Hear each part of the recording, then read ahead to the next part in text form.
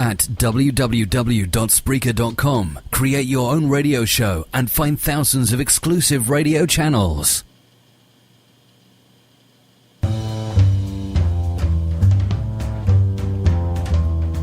This is Live Speak, and I'm Justin the Geek. I'll be taking your calls, answering your questions if I can, filling your head full of nonsense and acting like a fool. Here we go. Enjoy the show. That's right, everybody. This is Live Speak with Justin the Geek. I am Justin the Geek. I'm here today with Alan Quant from thedigitalcraft.com. This man has over 1.5 million views on YouTube done by himself. It's pretty amazing, I have to say. How you doing today, Alan? Marvelous. Marvelous. That's a good answer. So, how's life over there in Indiana? Getting warmer. That's good.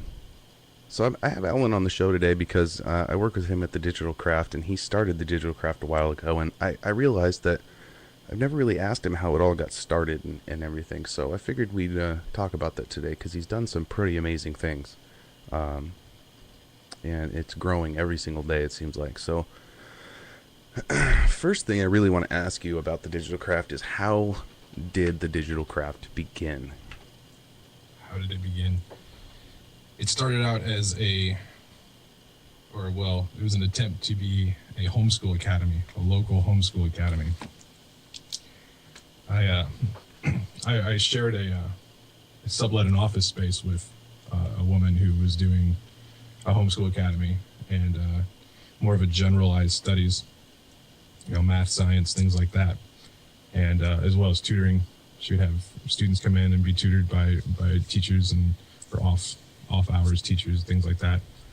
And it kind of got me thinking, because I've always wanted to teach. I've never really enjoyed the field as much as I enjoy teaching. And that kind of goes with the saying that those who don't do teach. So I kind of got inspired by that, but I realized, it's a huge undertaking. So I did the first thing that anybody in the web world does. I buy a domain, and I found The Digital Craft. And usually when you buy a domain, that means it started.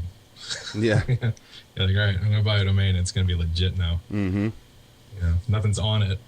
Right. There's no web page. You got a blank web page.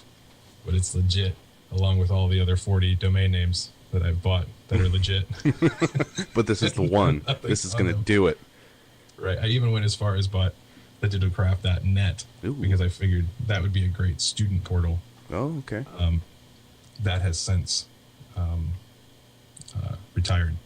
But so I put the website up, and I put it up similar to the way it was probably when anybody who's been around for at least the last year probably saw the very first version of the website. The design stayed the same, but the contents were different. I had information on tutoring and the academy that really didn't exist yet, and all that. And so my goal was to have a space. I knew the woman that I sublet from was moving out, and I was going to take over the whole office. And this whole I was subletting with my business, which was not The Digital Craft, the business I owned at the time. And I knew I'd get all these rooms, and so I figured, well, I can take advantage of these rooms and try and get tutoring going and get some sort of academy going. But while trying to get funding, it proved a little difficult while running a business and all that. So I didn't get a whole lot of help. I did get some help from some great people, but it ended up not being enough. So the idea kind of set for a long time. I kept the domain name because it was ultimately my goal, was whenever I can get a handle on my business and get that moving and working a little bit more on its own, I'll go back to this idea. But I never really did. The business went its own direction and ended up getting me too enwrapped in that. And years went by. I closed the business, started working for myself again, then got hired in a firm in Lake Tahoe, working here in Indiana, but remote for them. Very beautiful place, by the way. Yeah. It was a nice vacation to go to work in the corporate office there. I don't remember working much. I do remember a very great view. But after that, or during that time, when I had some downtime, which wasn't a whole lot, but I did have downtime.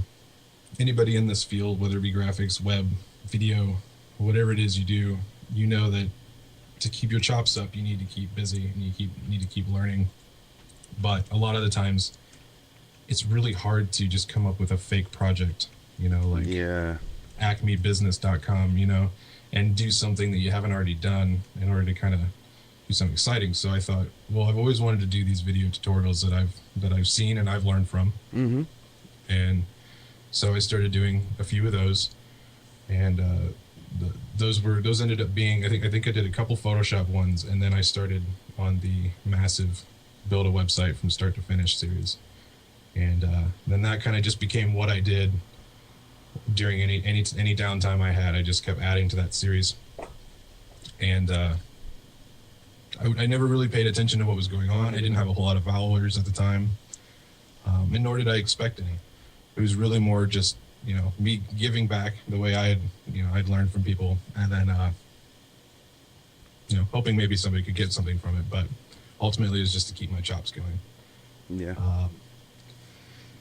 But then, while I'd be working on in my actual job, I started seeing little messages pop up from Outlook in the little corner of my screen. Said, so-and-so has subscribed to your channel, so-and-so has subscribed to your channel. And quite honestly, I had never really done anything on YouTube anyway, so I didn't even know that was what that was. I'm like, what channel? I signed up for a million things, so I figured it's something that I've done. Yeah. That I'm getting spammed on now or something, I didn't think it was that important. And then one day I finally clicked on it and I realized, it's my YouTube channel. Which one? I had two. One for my business and one for the tutorials. And so I started looking, I realized, oh wow, I've got, like maybe 100 or like 500 or maybe even 1,000 at the time subscribers. And I'm like, this is crazy. I didn't think anybody would care that much.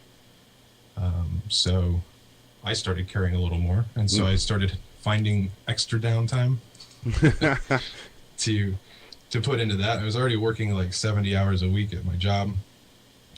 But somehow I squeezed in more videos. And luckily at the time, the following wasn't so much that I had to produce these videos immediately. I had time, while everybody else was catching up with the first 10, I was able to work on the next 20, so that worked out kind of nice. But soon after that, around the time, a little bit before I met Justin, Live Speak, the Geek, I had noticed that it was getting to the point where I had like over 2,000 subscribers, and I think I had like 200,000 views, which at the time seemed like amazing. That's a lot. I mean, it's still amazing. That's a lot of people looking at something that you did. Yeah. From someone who's done a lot of things locally, I would never see 2,000, people or views of something I've done here. That's what people, whether in music or arts or whatever in the community. Yeah, people don't get that with YouTube because they're so used to seeing, people with, 50 million views on YouTube. But when you have somebody that's looked at your stuff over 200,000 times, and you're just a normal guy, that's a lot of people. That's a lot of views. So it's pretty cool. Yeah. And once I kind of processed that, I realized, you know what? I hadn't monetized any of those videos because I wasn't even sure if I could yet until I looked into my account and realized I got approved for being a partner and for monetizing. So I said, all right, whatever, I'll toss some ads on there. But I came up with the rule to myself at that time that I will never put the full commercial ads, like something you'd see on TV, the annoying, before you watch the video, you got to watch this thing for 20 seconds. Mm-hmm. So I didn't do that. I just put the little ones on there. I wanted to see how well it'd do. And I have tried. I did some experiments later on, putting those on a video or two just to see if it would affect viewers. And I ended up taking those off, I think. I don't know. There might be a couple still there. But it's invasive, so I don't like that. But anyway, so I put those on there. And then I started seeing revenue. Granted, it wasn't a whole lot of money. It kind of follows the same idea that we were just talking about with the views, like 20,000 views. Well, if I made $100 in a month, that was $100 I didn't have. Yeah. You know? Oh yeah. It's not going to feed my children for more than a week, but you know, it's not going to pay my bills or anything. But you know, that's cool. So that was motivation to start thinking whether it wasn't motivation to keep doing this. I was going to keep doing this no matter what. Even if I worked this job that I wasn't really fond of anymore, I would still do these videos. But then I started noticing that number increase and the feedback from people increase. I started getting a lot of, you know, they weren't necessarily official testimonials, but they were comments that read like testimonials, along with some people talking about my voice, which were funny. But, but so then I started thinking, and I completely thought this, I did not think this out loud for my wife to hear. But I was thinking maybe I should quit my job. Oh man, it's a good thing you didn't say that out loud, huh? Right. So I did. You know, of course, I told her that when my check didn't show up. But I was gonna say, did you quit first and then just let her find out, or what? I quit. Took a couple of days to think about how to present it. You eased into it. She's used to it though. She calls it my phases. Oh, okay. I use little bunny ears, which you can see on our video we're taking right now, but you cannot. They are virtual bunny ears on the radio. But yeah, she calls them my phases. Every time I change something I'm doing, it's just a phase. But I know it's legit. I have a domain name. Exactly. But so yeah, so I quit the job and moved in to what I'm doing now. And so that kind of went ahead of how it started, but this is how it started, and then it kind of merged into where we are now. Well, I mean, that's nice. I mean, most people think, yeah, I want to quit my job and I can do something online, and it is difficult. I mean, it's not like you just were overnight, you know, decided I'm going to make some videos, and get a domain name, and then by next Tuesday you're quitting your job. It wasn't like that. It was, you put a lot of work into it. I mean, the videos that I watched, the tutorial on creating a website, you know, from start to finish, that's a lot of work that's gone into that. It's 45 minutes to an hour per video, you know, just recording, then editing and all that. And people don't realize there's tons of work that goes into that. So, I mean, I think it's really impressive what you did with those videos. But I have a few more questions for you about that. I figured we'll go to a quick commercial and then we'll discuss some more about the digital craft. Sound good? Sounds like a plan. Okay, we'll be right back with Alan Quant from the Digital Craft. You're listening to Live Speak with Justin the Geek every Sunday at 2 p.m. He's bringing you amazing courses from great instructors on Udemy.com. Lots of tech talk, phone calls, and much more. Live every Sunday of every week. This is Live Speak. Enjoy the show.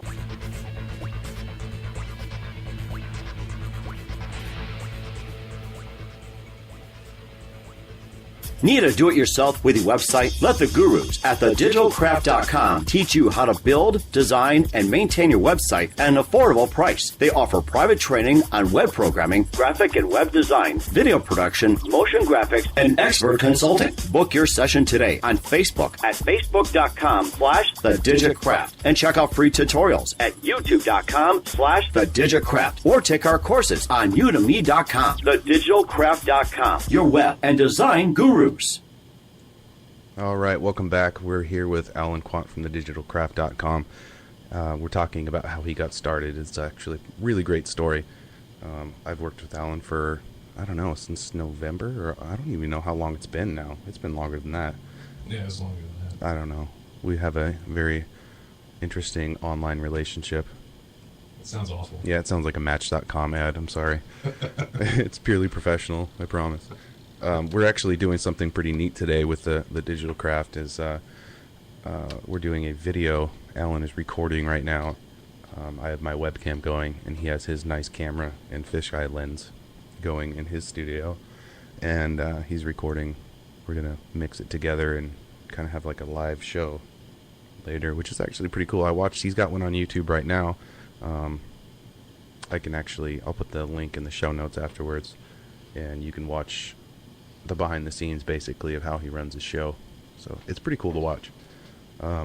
So back to you, Alan, Mr. Quant. So you originally started out doing this stuff for homeschooling. So what led you to change your focus from homeschooling to just simply doing video tutorials and private consulting? The money. I'm kidding. Just purely money. No, to be honest, I don't make a fortune off of this by any means.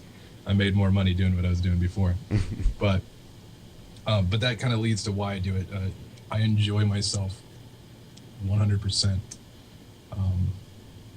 Aside from when the dogs are barking when I'm doing a tutorial, I enjoy everything I do.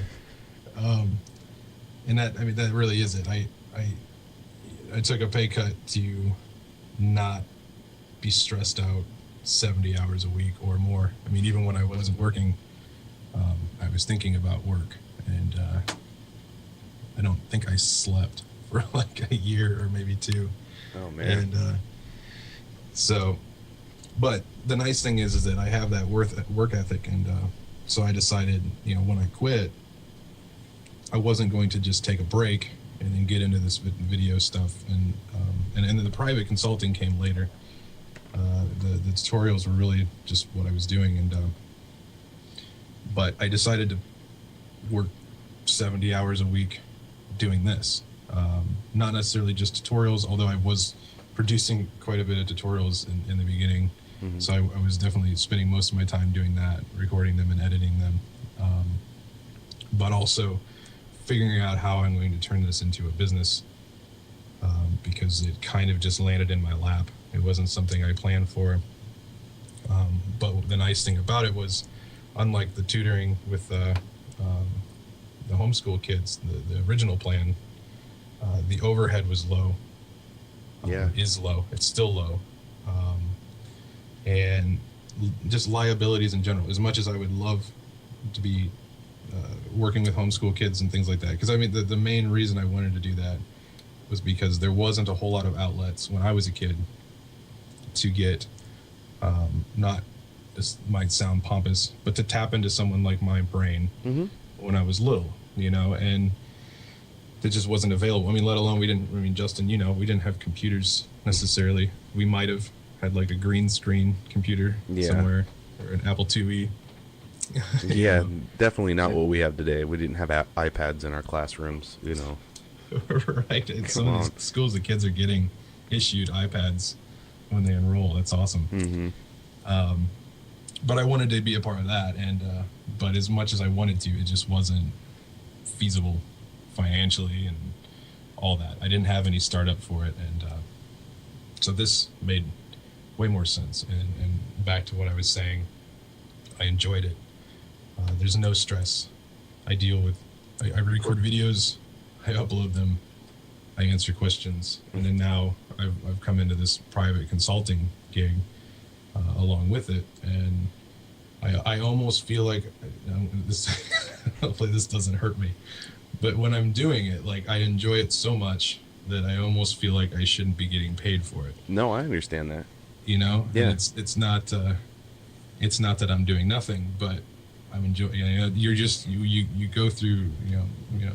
I'm in my 30s, so I've worked since I was 13 years old, and I've hated every single job I had, outside of pizza delivery maybe. but I only enjoyed that when I was not at the shop, when I was driving around my car doing whatever I wanted. Yep. But yeah, I mean, I enjoy it so much that it feels like a scam that I'm getting. This is my living. So that is really what the turning point was, along with meeting you and Jack, and when you guys got on board, it showed me that not only did I have people have interest in what I was doing as far as taking from what I had and doing something with it, but people had interest in working with me and helping to build what I had, and that helped out a lot. So, for a long time there, Justin and Jack and I were probably spending more time on the phone than anything. Oh yeah. Just talking about ideas and plans and which way to go. Some of the ideas very grandiose, but very. Well, that's how you got to do it. I mean, Yeah. whether those ideas ever pan out or if it takes a while for them to pan out, the fact is that kind of passion and drive is in us, and we can see the possibility of it. And that really kickstarted me too. And it was shortly after that I started getting the idea. I've got a lot of people asking me questions on Facebook and via email and stuff, or even just on the videos themselves. Why not turn this into, like an hour private session or something? Oh yeah. And so that's where that started. It seems like a lot of the stuff just kind of becomes a result of something else. You started out, thinking of doing homeschooling, and then realized that you could teach things on YouTube for basically free, and get paid for it. And so I understand the where you feel like you're, scamming people, because like with our courses on Udemy, I feel like the computer repair course that I did and your web design course that you did, if they make money, when I'm at work, my normal job, it's making money and I'm not doing anything. Meanwhile, I'm actually helping people with this course. Our courses are very good quality and teach some great things, but they do make money when I'm not doing anything, so it feels a little strange. I don't have the following like you have, where it's people, I'm not doing really what you're doing in the same sense, but it's a strange feeling to have something making money like that. It really is. Yeah, when you do decide to take a day off, and then you go look at your Google AdSense account and realize that you made, I'll make a pretend number, but say I made $40 yesterday and I took the day off. How does that feel? Yeah. That's cool. Mm-hmm. Again, that doesn't pay my bills. No. But I just made $40 and I feel like I did nothing. But that's why I always call it pseudo passive income. We're not making money doing nothing. We originally recorded the videos. Same with you. You do the radio show, and then you can make money off of ads from this show being put on YouTube, things like that. Right. So you put the initial work into it. So it's not completely passive, but it's definitely a rewarding job. And I usually don't bring this kind of stuff up to boast about the money that comes in with little effort or with effort that you enjoy. I talk about it so that other people can realize that I just got a note from Justin. He tried to be subtle about it. Tried. I was just listening, but my whiteboard was too big.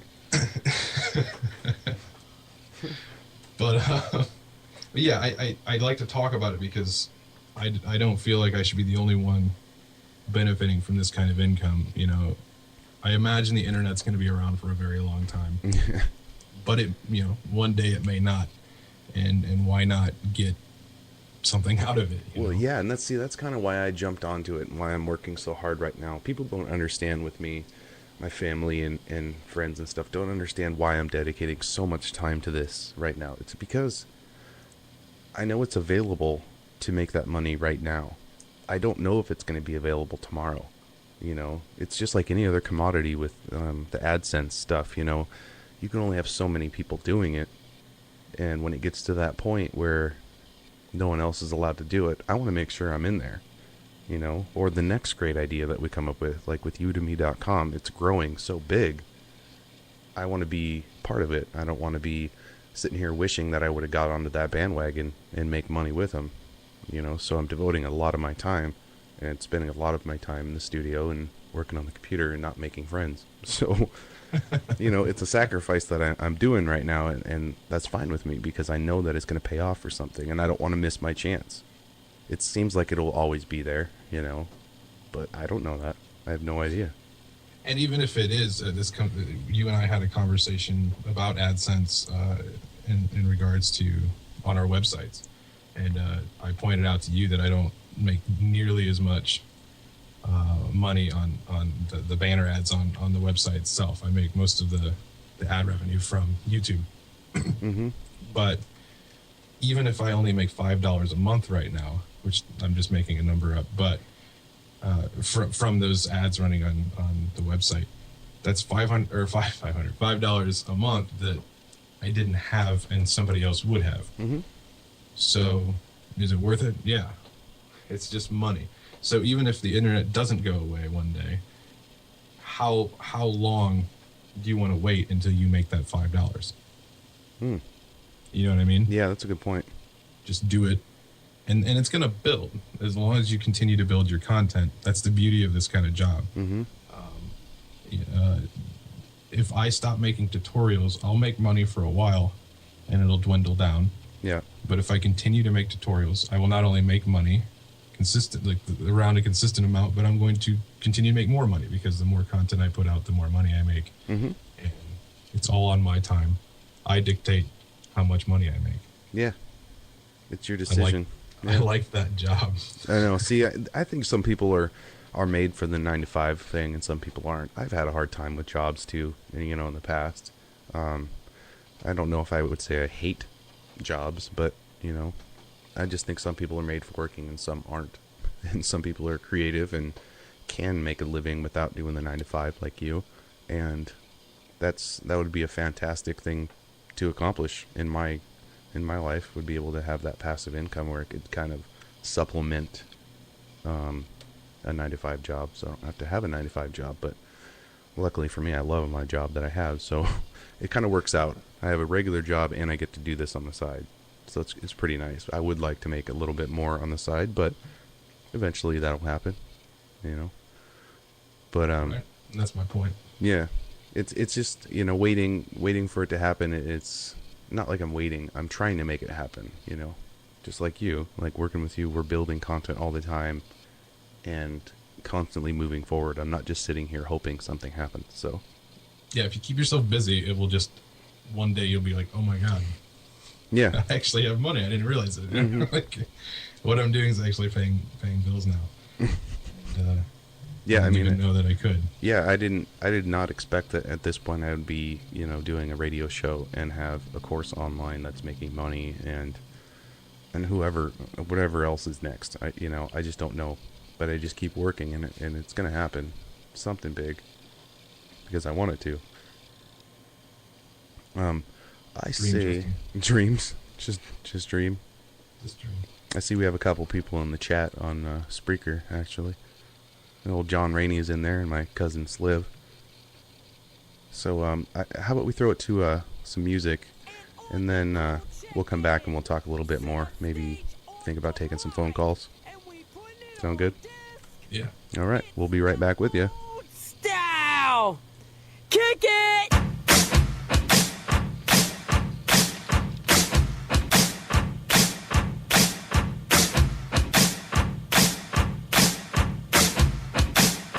Now I'm walking in this club with gold chains like Mr. T.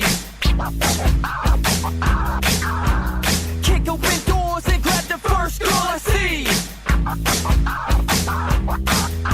I smack on the booty pooch, I got all the right moves.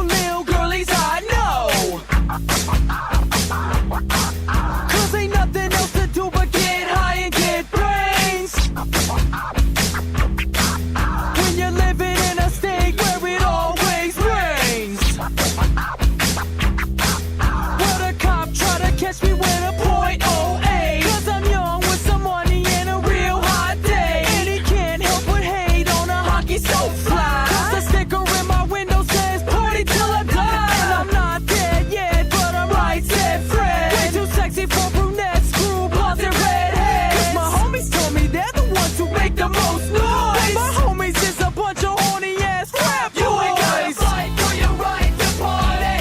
We ain't here for long, come on, don't be sorry. Have another drink of Coke mixed with Bacardi. Cause you ain't gotta fight for your right to party. You ain't gotta fight for your right to party. We ain't here for long, come on, don't be sorry. Have another drink of Coke mixed with Bacardi. Cause you ain't gotta fight for your right to party.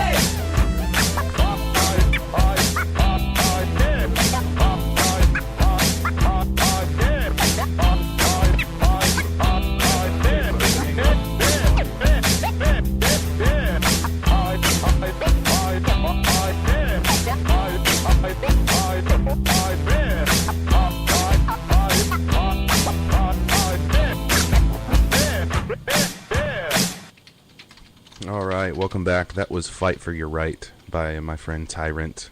Man, that's an old song. He did that song a long time ago. Finally got Alan into the chat on Spreaker. I don't know what he was doing, what he was thinking, but he's on there finally. Thanks, Alan. Welcome. So, I have another question for you. Go figure. I'm kind of curious how you learn to do what you do, and if you have any plans. Like, what are your plans for the future? I learned everything from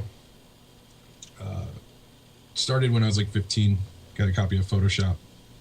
Well, before that I got a DOS computer. That kind of started it all. But once I got Photoshop, I started getting a good idea of what it was I was going to be doing with my life, or at least what I thought I might be doing with my life. My parents didn't believe that there was a career in it, and I really didn't either. I just wanted to pretend there was.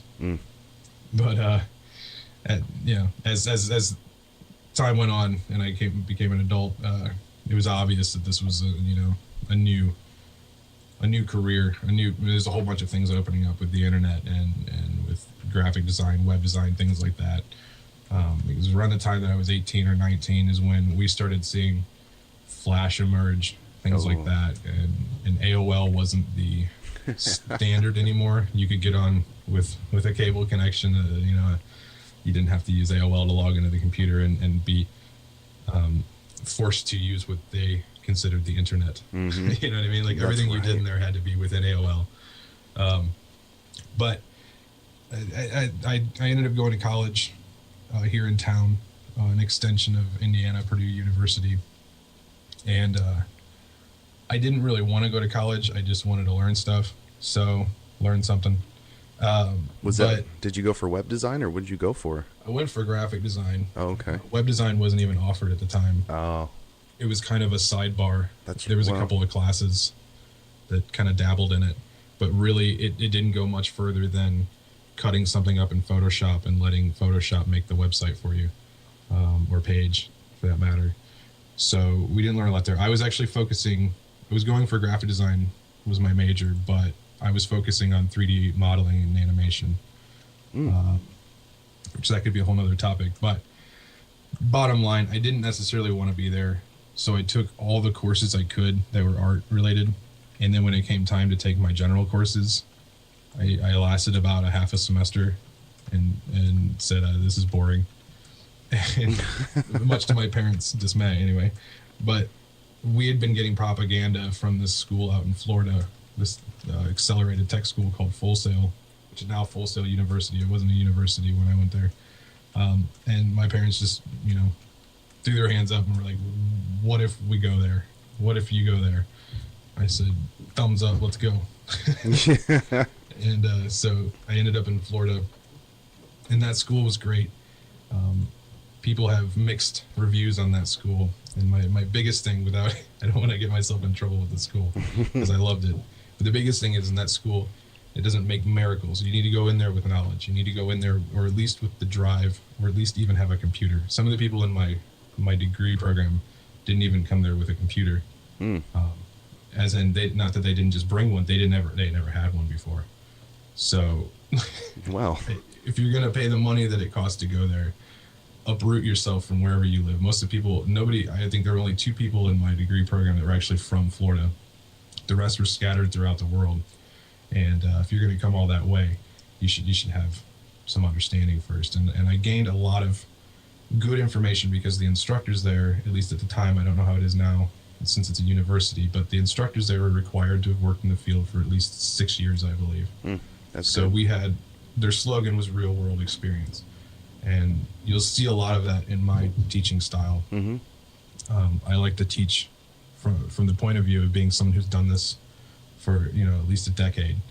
And we learned about the mistakes they made, some of the great things. My favorite story, which I'll sum it up, was one of my teachers talked about a video project he had where the whole thing was a nightmare. When it comes to rendering and things like that, you are a slave to however long it's going to take to render something. And if you've only got a day left to finish a project and the rendering says it's going to be 48 hours before it's done, the panic involved in that. But the point was that he was trying to instill, because he ended up pulling it off. I forget what he did to do that, but he made like $38,000 for that job. He worked on it for about 3 months. And then he said, you know what I did after that? I took 3 months off. Yeah, and I would. That really spoke something to me. I'll remember that story among all the other stories I learned there. But yeah, that's where it all started. But I'll admit, since web design still wasn't big then, we only took one course there at Full Sail. I've learned most of this outside of there. Yeah, so you I went learned for most of it from watching tutorials. graphic design, and then you got out of Full Sail and decided it wasn't for you, or and then you went into web design. I got into web design more out of curiosity, and then I realized there is a little more money in it. And it's not even necessarily about the money; it's the fact that the clients are a little more. It's more of a long-standing relationship with a client. Whereas graphic design, a lot of times you do something, you're done. Yep. And there's also a lot of stress involved with graphic design because you're an artist working with someone who's expecting a product. And some people don't know what they want too.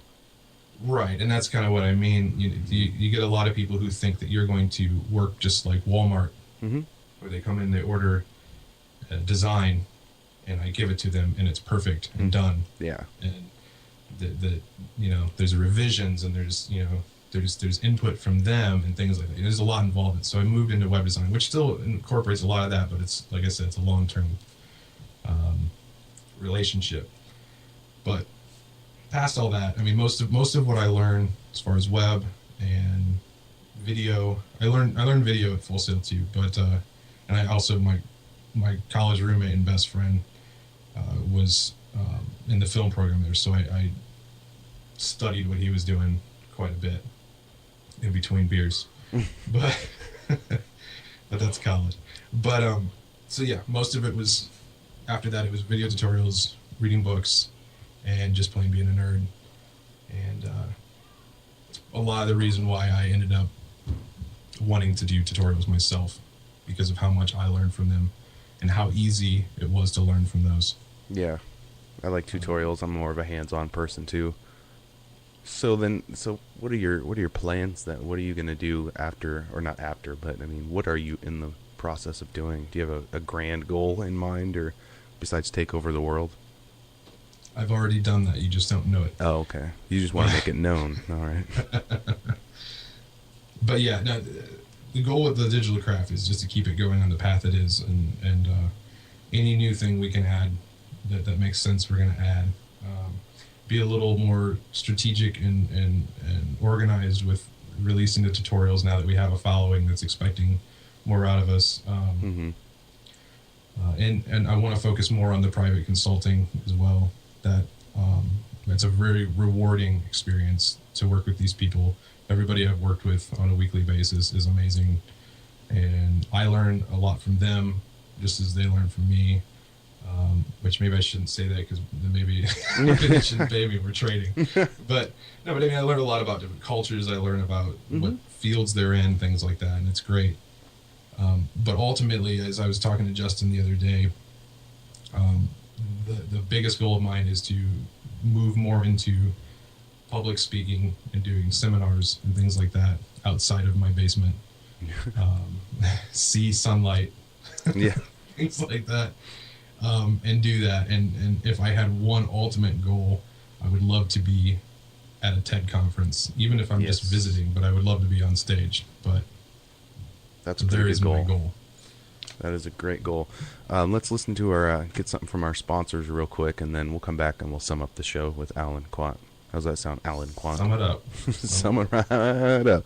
All right, we'll be right back with you. Education is a must, but going to classes and listening to boring teachers can be very painful and expensive. Luckily, we have the internet, but it is so hard to find courses that are high quality, cheap, and easily accessible. Not anymore, thanks to Udemy. Udemy is the online academy for you. At Udemy, you can find hundreds of great courses from world-class instructors. You can learn stuff like how to create awesome demo videos cheaply, how to program in Python, Ruby, or HTML, how to start your own company, even how to wiggle your feet to the rhythm of salsa. But what if you want to teach others what you know? No problem. Udemy makes it super easy to create your own course in a few steps. Just create an account for free, give your course a name, upload all your content in any format, video, audio, PowerPoint, Word, PDF, publish it, and voila! It's now accessible to anyone, at any time, all over the world. You can even set a price for your course so you can make some money. Learn anything, teach anything at Udemy, the Academy of You. Welcome back, everybody. Towards the end of the show here, we have about 2 minutes left. I figured I'd sum up the show with Alan Quant here from the Digital Craft. I want to thank you for being on the show, Alan. Welcome. Not only do I want to thank you, but I just did thank you. So I've never understood that expression. I would like to thank you. Well, go ahead and do it. Go for it. Let's see how I respond. Yeah, exactly. Shoot. See if I like it. I don't know. You guys make sure and head over to thedigitalcraft.com. Check out Alan's work.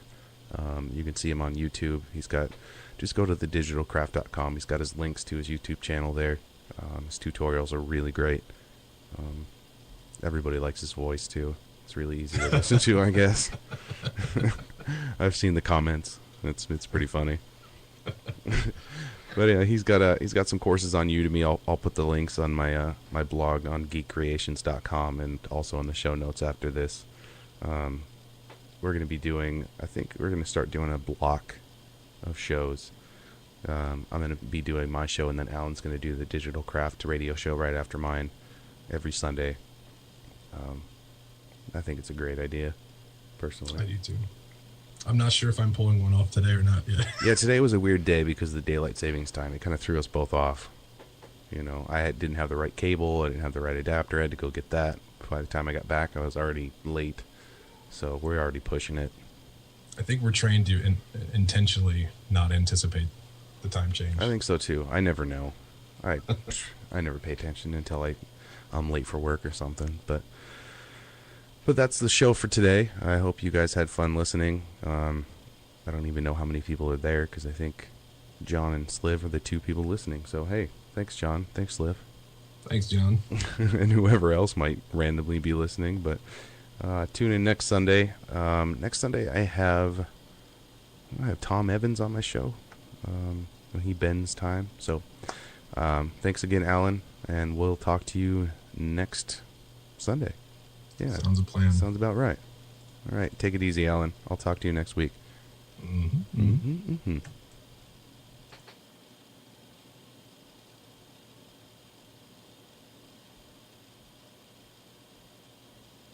So we're off.